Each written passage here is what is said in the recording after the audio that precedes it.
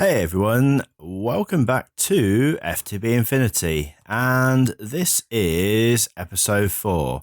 So, it's been a while since I've played Infinity, and there's a good reason for that, mainly being that I was having a few FPS problems, but I think I've kind of sorted those now. I've turned down the view distance a little bit, and that seems to have sorted it out. Anyway, so what have I done since the end of the last episode? Well, I've got myself a little sheep farm down here, and we'll be making use of that. I've just tidied up the farm a little bit. It's still nothing special. I've actually been spending quite a lot of time with the mining turtle, which I'm going to go on to in a minute. So I haven't really sort of extended this farm out too much, but I'm going to need to get that a lot better than it is currently. It's just getting dark, so let's just sleep real quick. And yeah, so let's get on to the mining turtle. Now, it has actually finished and it's got down to the bedrock. I've got to say, using the turtle in favour over the quarry was actually, on my part, quite a bad idea. For one thing, the turtle is excruciatingly slow. Now, I don't have a lot of experience with computer craft, but I had a little bit of a research and I couldn't really see a way of making it any quicker other than sort of dividing the area up and possibly using more than one turtle. But the other thing is that every time you come out of Minecraft, it stops working and you have to go and reset it. And you either have to move the position where it starts from, which I did do a couple of times, or you have to just wait for it to get all the way down to the bottom, which I did a couple of times as well. But either way, it was a slow and painful process. As you can see, there's torches all the way around the sort of bit that's mined out. That's because half the time I was sort of following it down and doing a bit of mining myself. Partly because I wanted to try to catch some of the ores that I wanted, that what you can see little bits here that I've manually mined out where there were ores in that I wanted. But just mainly because I was trying to speed the thing up. It was so slow. And probably, for excavating, I mean, it does have an excavate program. It probably would have been better to use doing branch mining or something like that. But in any case, it's not something that I don't think I'll be using it again. Never say never. I might find another use for it. But anyway, we have, as a result, got a ton of resources, and we've still got a lot of cobble down here, which I'm going to talk about what I'm going to do with that in a second. But if we just get back up to the top again, I will show you all the resources that I've managed to get from that. I am actually quite pleased. As I say, I've set this up. I haven't actually linked this up to the tree farm yet, which is, again, kind of slow, but it's something that I need to do. So what we've basically got here is a chest full of the ingots that I've got. The ferrous here, I hadn't intended to smelt down any ferrous, and in fact I didn't. When you use the pulverizer, you actually get a secondary output. And I think it was iron that sometimes you got a secondary drop of ferrous from. So those ferrous ingots that are in there are as a result of smelting down. As I think it was the iron.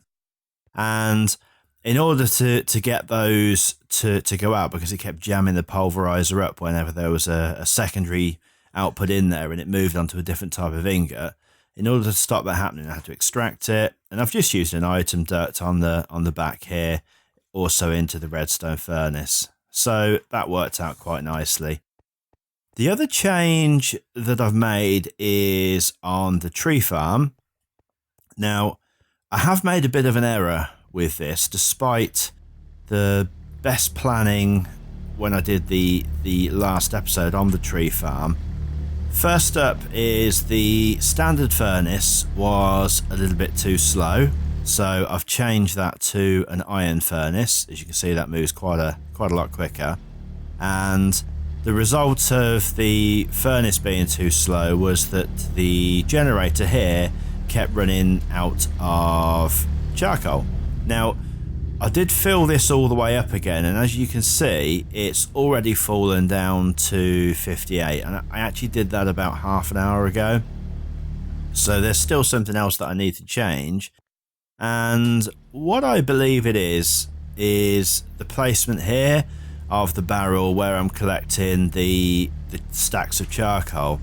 I think the way that these pipes work, and I'm fairly sure of this, but I mean, correct me in the comments if I'm wrong, is that the actual transfer node works on the basis of the shortest distance that it has to travel.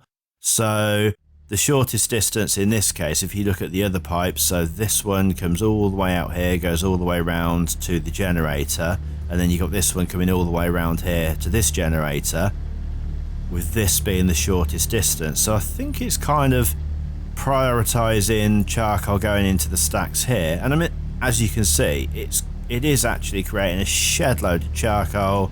The trees, that I've got the right number of trees, I feel on top. It's actually, they're growing really quickly. So yeah, I think it's just to do with the placement there. So that is something I might have to have a bit of a look at, and that'll be quite easy to do, because at some point I'm going to have to extend these pipes up into the top of the base so that I don't have to keep running down here to get charcoal when I need it. So that's that. The next thing that I want to talk about is just sort of briefly what I've done out here. If I can just get back up here again. Okay.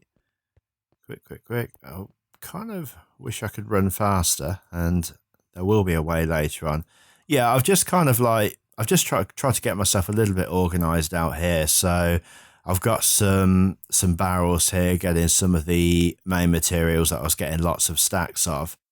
But I am having a little bit of a problem with the sheer amount of cobble that I'm getting. Now, there is an option that you can put a void upgrade on these barrels. So basically, when there's a certain amount of cobble that gets into a barrel, if you've automated input into it, it won't collect anymore. But obviously, I've not got anything to automate at the moment to put that in there. So I'm manually putting the stuff in there. So a void upgrade isn't going to help. I don't really want to throw it away, because I'm sort of fairly sure that that's going to become useful at some point later on. So there is actually another option, and that is, if I just go into NEI, I can show you. I've got the crafter. That's actually the next bit that I want to talk about. But you can take the blocks of cobble and you can change them into this compressed cobble. Now, there are various different degrees. So this is the first one. So 9 blocks of cobble makes a compressed cobblestone. Then if you double compress it, that's basically 9 blocks of compressed cobblestone make a double compressed, and so on, right up until you get this octuple compressed cobblestone, which is 43 million. Now, I am at the moment going to do this by hand, just because it's going to be easier to do so, and there is a machine that can do it for me. It's from the RF Tools mod, and it's this. There's 3 different tiers of it, and basically all the different tiers do is it just gives you, if I just hold shift down, you can see is the machine can handle 8 recipes, here it can handle 4 recipes, and here it can handle 2 recipes. So what basically you need for this is couple of crafting tables and a machine frame and some redstone torches. The machine frames are easy to do. Just need a bit of lapis, some gold nuggets and some iron. And you basically feed the cobble into this. So I've actually changed my mind. What I'm going to do is I'm going to quickly whip up one of these crafters and get a chest set up so that I can feed the cobble into it. And yeah, once I've done that, I'll be back. Okay, so we're back and we've got all the bits together that we need to make this thing. So let's just quickly throw this together. So we need a couple of bits of redstone there for a couple of redstone torches. They're going to go either side. In fact, we need to make the frame first. My mistake. So iron, lapis, and nuggets. So sorry, just remind myself which way around they go. So we got the lapis here. We've got some iron, and I think that was it. Yeah, that's the machine frame. So a couple of bits of redstone, crafting table, and there is the tier 1 crafter. So if I come over here, I think if we just pop it, I'm going to set this up so it's better at some point. So that's now actually filling up with power. Now, let's just find out where the input is to this. I've not used this before, so this is going to be a bit of a learning process. Let's just take a couple of those for now. Just try and work out how this operates. So I'm going to presume that you tell it here what to do. No, hang on a second. I think you put the bits that you need here. Right, there we go. So this is going to be the inventory slot. So all of our cobblestone is going to go in here. We put the pattern in here. I think we press apply. And right, that's now got compressed cobble programmed in. So we'll keep one item in every inventory slot. Int will put the result of the crafting operation inventory instead into the output buffer. So okay, so that's actually worked really quickly because there's the output down here. So we are going to need to potentially get all of our cobblestone in there. Is way quicker than I thought it would be. So how much space have we got? Yeah, we've got a bit of space here. Let's just grab a few stacks of this and pop those in there. So why did that? Oh, hang on a sec. That is really quick. Okay, what we're gonna need to do, I think, is possibly get all of our cobble moved over into a chest next door to this, and because I didn't realize quite how quick this was gonna work, but this is good. As you can see, I mean, this is already taking up far less space. Now, I did do a load of this by hand, and that's the result of this. I did that in between episodes. So if you think each one of these is 9 cobblestones, that's 9 times 64 cobblestones. So that's like 600. That's like 600 cobblestone odd. And yeah, so each one of those stacks, that's a lot of cobblestone that would have been taking up inventory space everywhere else. Now, what I'm going to do is, as I say, I'm going to set up a chest. I'm going to get this running into here, but I'm going to do that in between episodes because I think you get the idea of this now. And I just need to get this up and automated. I've got quite a few things that I want to try and get through, so hence why I'm just going to leave that for now. So the next thing is, I want to make a sleeping bag, actually.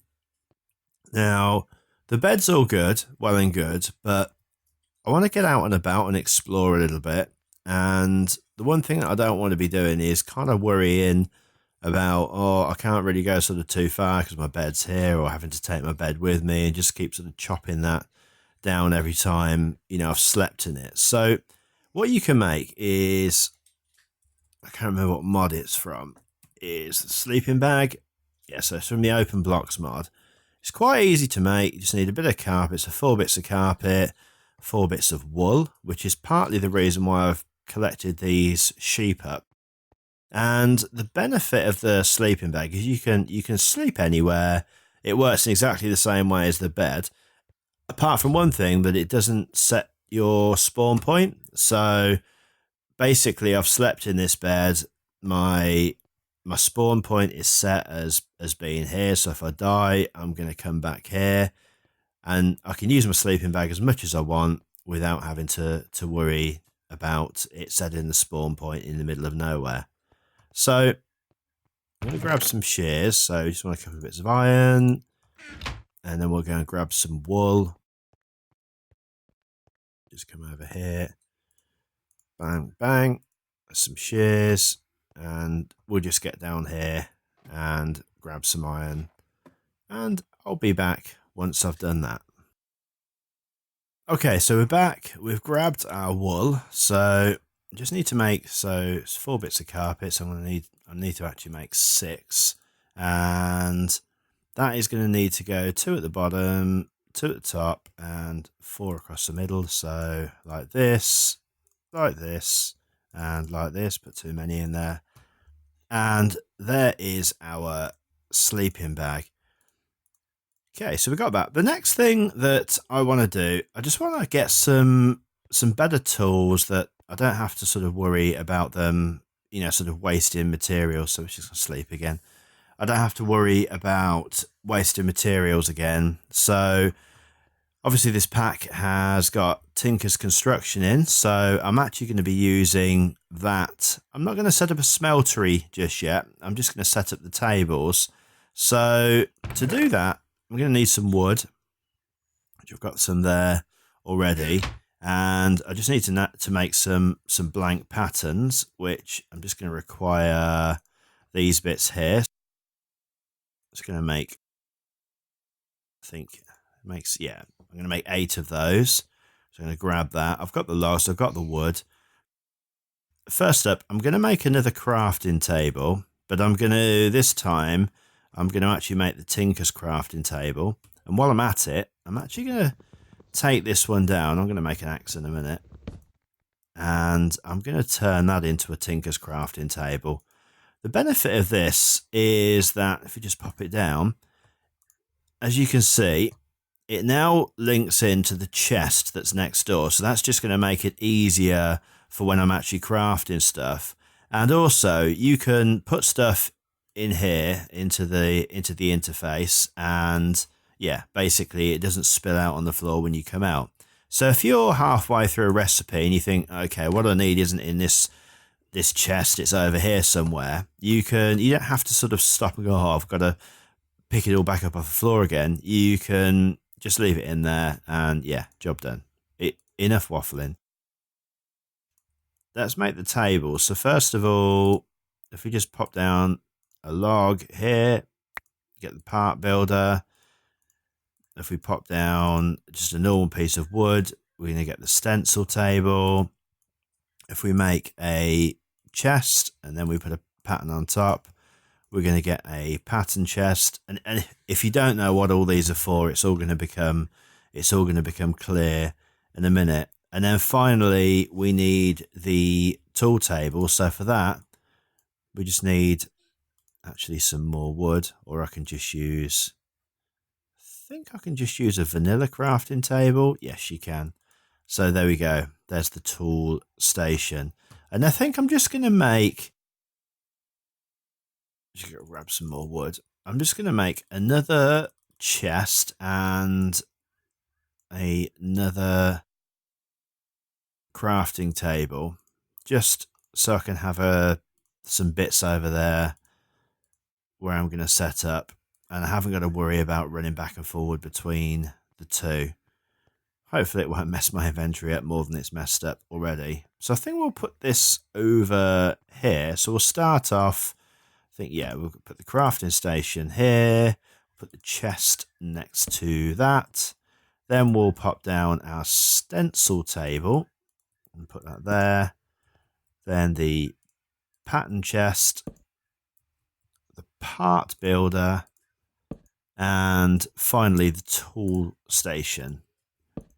So basically how this is going to work is if we go into the stencil table, you can see you've got all these different parts that you can make. So pickaxe heads, spade heads, so on and so forth. So some of the other bits we'll come on to later. We're just going to make some basic tools for now.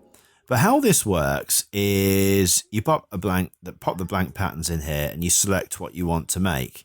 Now, how do you make the stuff? Well, if you actually go into the tool station, it shows you, and this is just the basic tool station. There is an iron one. It's called the tool forge, and you actually get some higher tier stuff, but we can't do that at the moment. We haven't got a smeltery, which we would need, I think, probably to make best advantage of that, or maybe not. We'll perhaps have a look at making that at some point, probably in the next episode. But for now, we've got the tool station. So you basically just say, right, I want to make a pickaxe, and it shows you what parts you need. So we need a pickaxe head, a tool binding, and a handle. So now you can go back over to the stencil table and make those parts. So all you do is click on it. It will use up one of the patterns, and then you get the actual part. So then we need a tool binding, and we need a handle. Now there's two handles. There's the standard handle here, and then there's the tough handle here. The same as with the bindings. There's a standard one and then a tough one. We just need the standard one. So we've got those bits. Now what we need is just to pop those in there, and then they'll be accessible from the part builder, which is where we're going to make those parts. But for now, we're just going to go and grab some cobblestone. Now I'm going to make these tools purely out of cobble for now. So let's just grab a stack of that. As we progress forward, obviously what we're going to be able to do is use some better materials. But for now, we're just going to use cobble.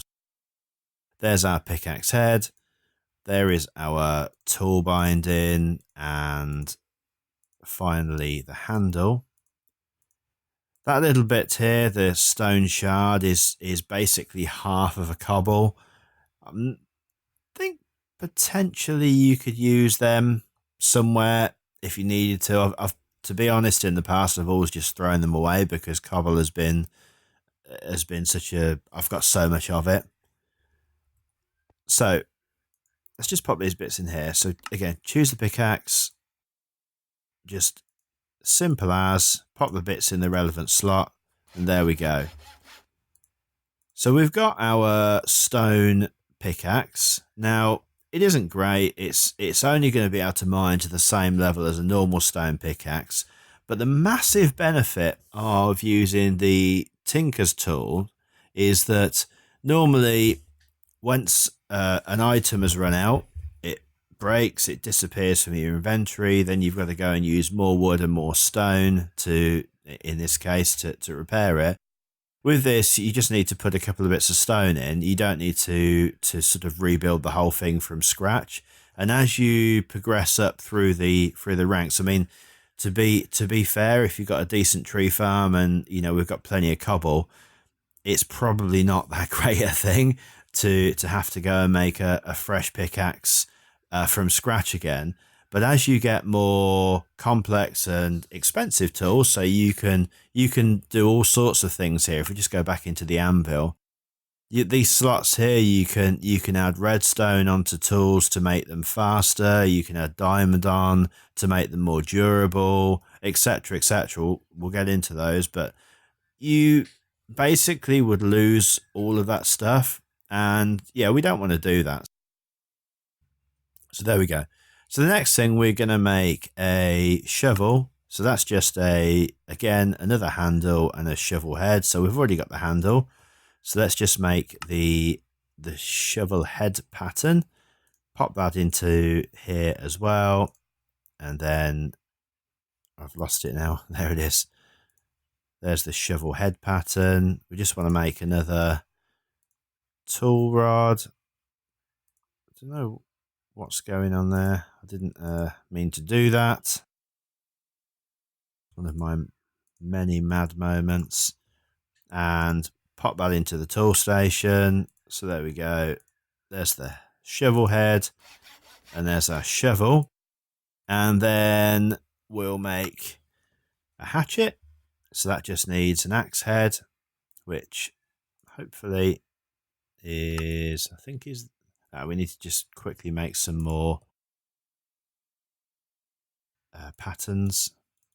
This is why it's handy having a crafting table over here. I think perhaps, yeah, might as well just use all of that now. And right, there's some more patterns. Just pop those in there. And yeah, there's our axe head pattern. So I can put that in there. And we need another one of those anyway. Just going to take that out. And where's the axe head pattern is here. So that needs a whole block. It actually tells you the material cost. So the tool rod, it says material cost 0.5. So I'm guessing you could use these stone shards for that.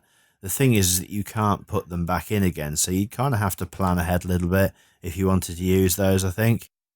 Or perhaps you need to... Okay, fine. You can put them in there. So you can use them. Right, so we've got our... Did we pick up the axe head? No, we didn't. There we go. And we've got a handle. Let's pop those into the table here and here. There's our hatchet.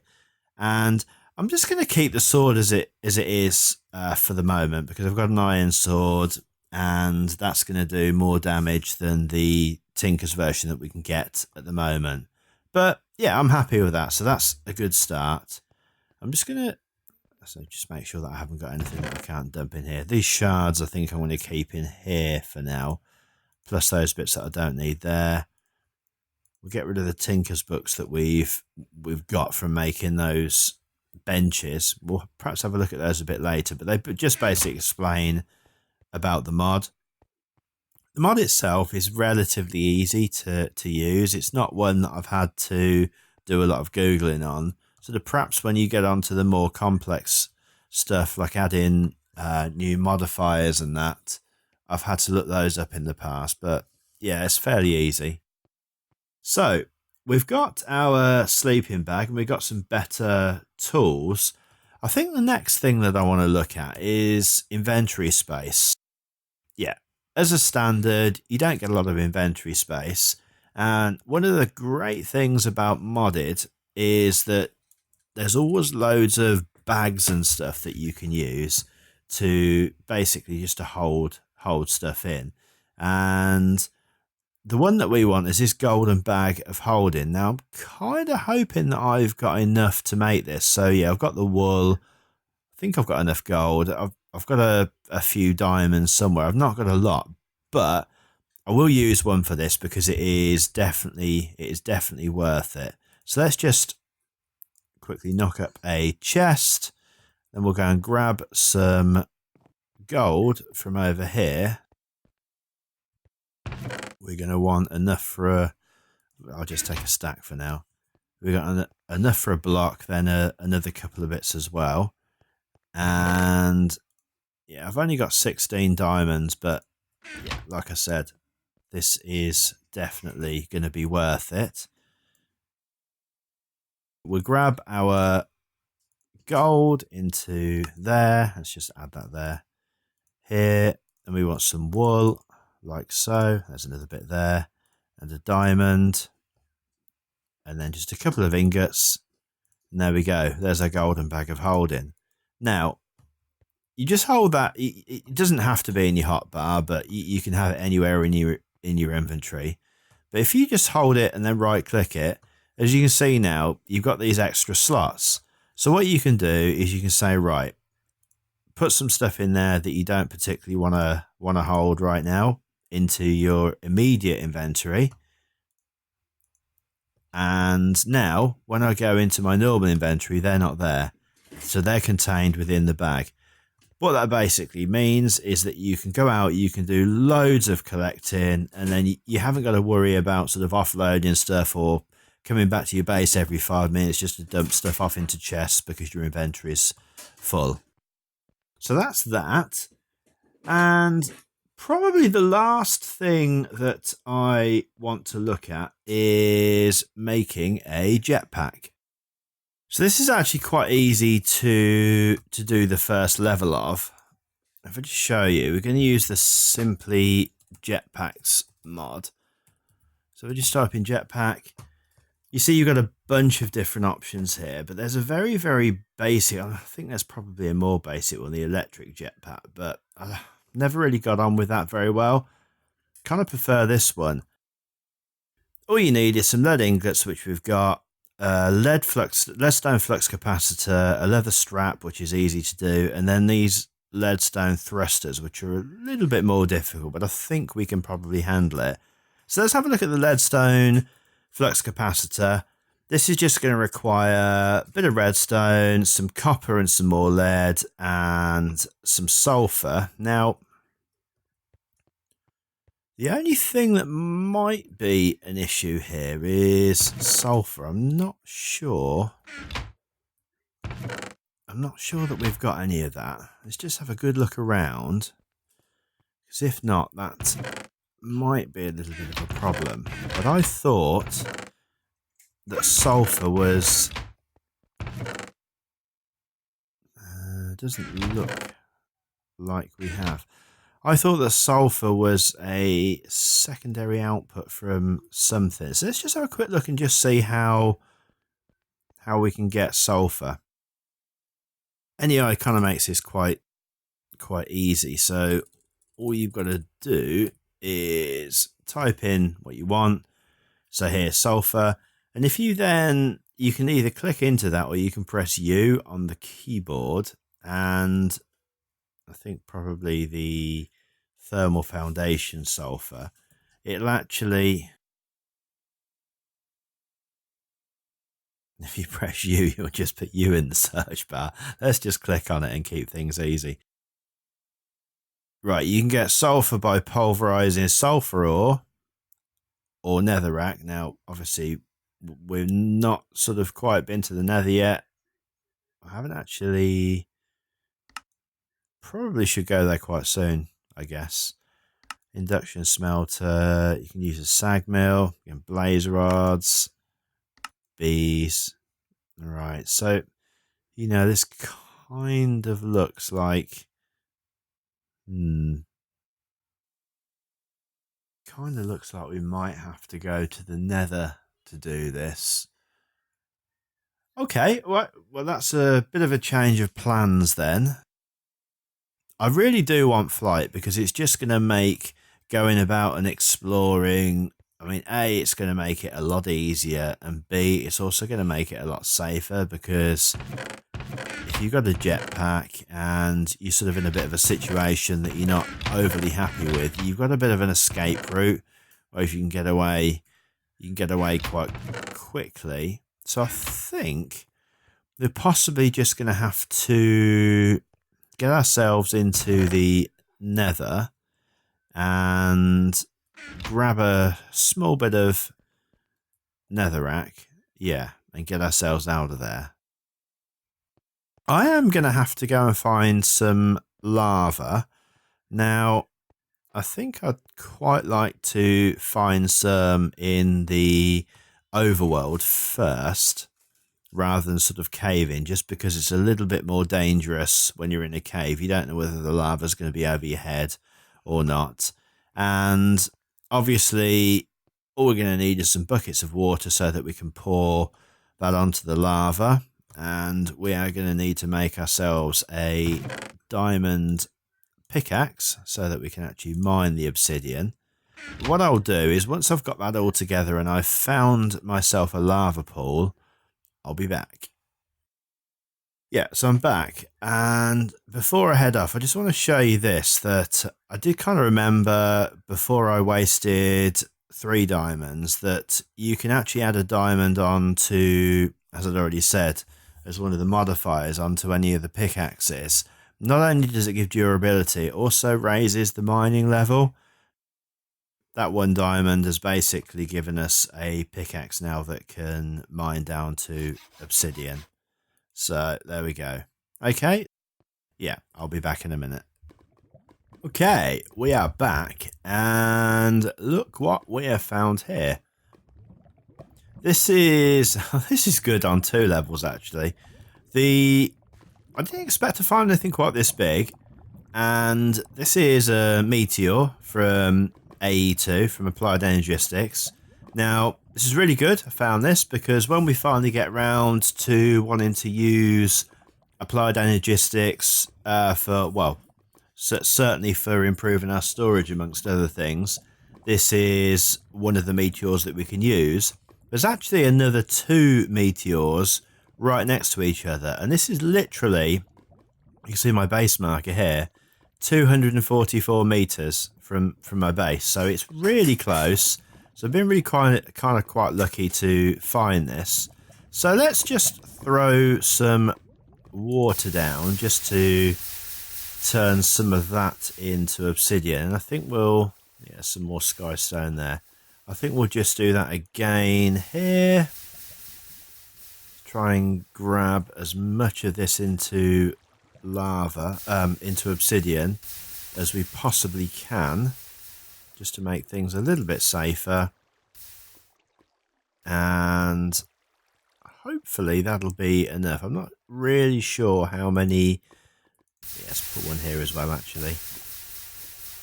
Not really sure how many layers of lava that we're going to find under here. Let's just take this piece of dirt out. Okay, I think that's actually got it all. And I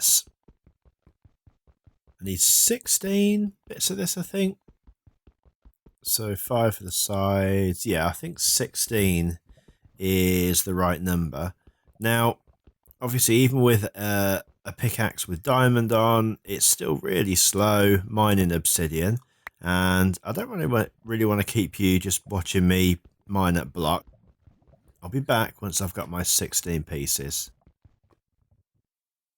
Okay, I'm back, and yeah, so I've mined out 18 blocks of this obsidian. My pickaxe is doing really well. It's holding up nicely, and I'm going to make my way, creeper over there, I'm going to make my way back over to the base. Now, I'm guessing, given this is in a straight line, I could just go over that way and avoid the creeper. Let's just see, because I actually came round. So where that creeper is, it's kind of like there's a load of caves over there.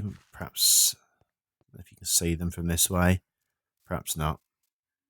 But yeah, I actually came round from that way, and there's a lot of caves over there. You can probably see from here. There's a chunk of the world that hasn't loaded in.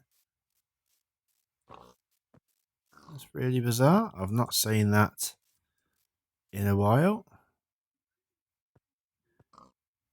Bit of an FPS dive there. I think I'm probably, I don't know why this is done this. I think I'm going to have to, yeah, the chunk's not loaded properly. I'll just give me a second. I'll be back and I'll get that sorted out. Yeah, so yeah, when I reloaded it, the that part was still missing. I kind of had that before with mod packs where the chunks are not loaded in properly. I'm not sure what causes it. I'm guessing it's probably to do with my computer is perhaps just not quite powerful enough. But I just want to actually get past this bit as quickly as possible because I don't really want to get caught out by all of these caves. Now, what I really wanted to show you, if I can just, as I say, get around here without falling down anything, is these blocks, the moss stone. If you collect these up, you put them in a crafting table. It's going to be really careful because there's a cave there. You can actually, yeah, just grab that. You can actually put those into a crafting table and get moss balls. Now, moss balls are another item that you can use as a modifier on your Tinker's tools. And what they'll do is they'll make it auto regen. So they'll just basically, yeah, auto repair themselves, which is quite handy. So I'm just going to grab up a few blocks of this. And that's definitely something that we can use. So that means even less reason to basically be faffing around making new tools and stuff. So still I can't get over this bit. This could be a bit of a problem in that I'm not really sure how I'm going to get back to my base at the moment. And that was a really bad mistake. Yeah, the Thalcraft Fish Room, it gives you a kind of nausea effect. I guess I'm just going to have to walk up here and around this. And that is a little bit annoying. There we go. Okay, so there is a witch's circle. There'll be a spawner underneath here. And that's something that we're going to be able to use later on. We'll probably use that as part of an auto spawner setup. The Mine Factory auto spawner, something I love using it for later on when we want to get ender pearls. That's probably the method that I'm going to use. It needs essence, and the best way to get essence fed into an auto spawn system is to have just a standard spawner also fixed into in front of the grinder. If you don't know what I'm on about, don't worry about that. We'll something we can look at later on. Okay, so it's night time, so let's just sleep real quick. In fact, yeah, we'll sleep there. And yeah, so we've got enough lava to make ourselves enough obsidian to make ourselves a nether portal. Just gotta think, I don't want it inside my base. Probably want that a good distance away. I'm thinking about possibly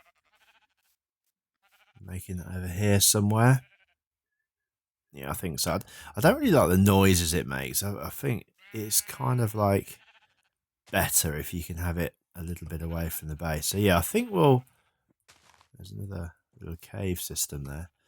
I think we'll probably put that around here somewhere, and we're going to do that in the next episode because we've run out of time today, unfortunately. I think we've got through quite a bit of stuff. We've got ourselves in a position where once we've got the netherrack that we need, we can get that pulverized and get some sulfur. We can then get our jetpack made, and yeah, then we can go out and do a bit of exploring. Again, thanks ever so much for watching. If you like the video, leave us a like. That's always greatly appreciated. It does help more than I can say. And yeah, I will see you next time. Take care. Bye.